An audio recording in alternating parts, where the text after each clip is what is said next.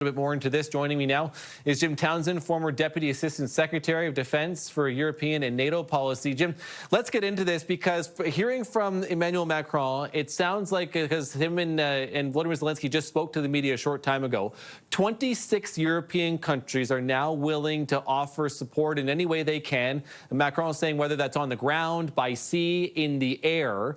What do you make of that development? Saying they didn't want to get into too many details about some of the framework of this guarantees they've gotten into, but there are, again, more than 24 countries now appear to be on board. Well, I think that's great in terms of the unity that represents. We've wanted to make sure that the right signal was sent to Putin, that it's not just something between him and Ukraine or he and Trump, that in fact there were a lot of nations that were willing to get behind Ukraine and help bring an end to this fighting. So I think that's great. What this will turn into, what it will look like in terms of a force and the roles that everyone will play, there's a lot of work that's got to be done before we can really get the details out there. But this unity and the interest in nations that take part, that's important. Right. And I guess, ultimately, it is going to come down to the Americans, is it not? Now, Donald Trump has said that American troops would not be on the ground in Ukraine. They wouldn't be part of this. However, Vladimir Putin continues to rebuff any warnings of any sort, it sounds like, at least at this point. And both Macron and Zelensky saying today, even the White House, apparently, according to a White House official, is now looking at not only Russian counter, again, talking about the lack of buying Russian oil, but also trying to take aim at China and their support of Russia in this conflict as well. So a couple of those latest developments, how does all of that factor into possibly bringing an end to this conflict?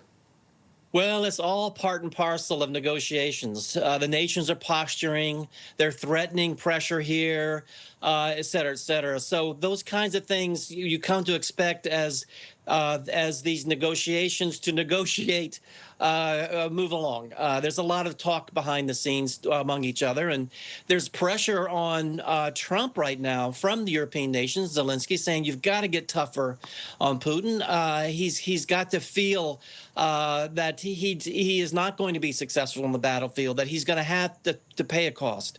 So there's pressure on him, and of course Putin has come in and said that if he doesn't get what he needs through peace talks, he's going to continue the military push, which of course we know, but he's just underlining that. So we have that, and frankly, when you look at the coalition, as you mentioned, Putin has said he doesn't want boots on the ground in Ukraine, no matter who's in this coalition, no matter what they're going to do, and so there's a lot more negotiations that have to be done to get Putin to the point where he will agree on any kind of force that might support a peace agreement that would take place in Ukraine. And what point is that, do you think, or does Donald Trump possibly change his stance on American troops or otherwise being involved? At what point do we get to that stage, or is it not going to happen, do you think?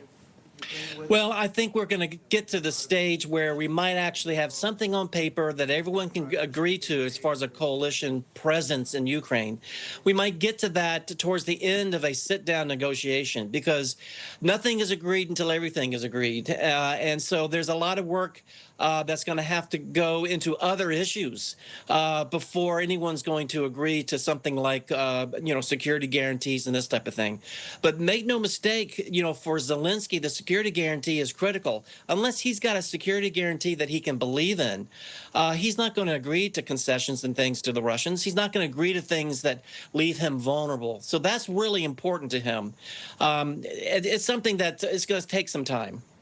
Jim Townsend, former Deputy Assistant Secretary of Defense for European and NATO Policy. Jim, thanks for your time. Appreciate this. Very welcome.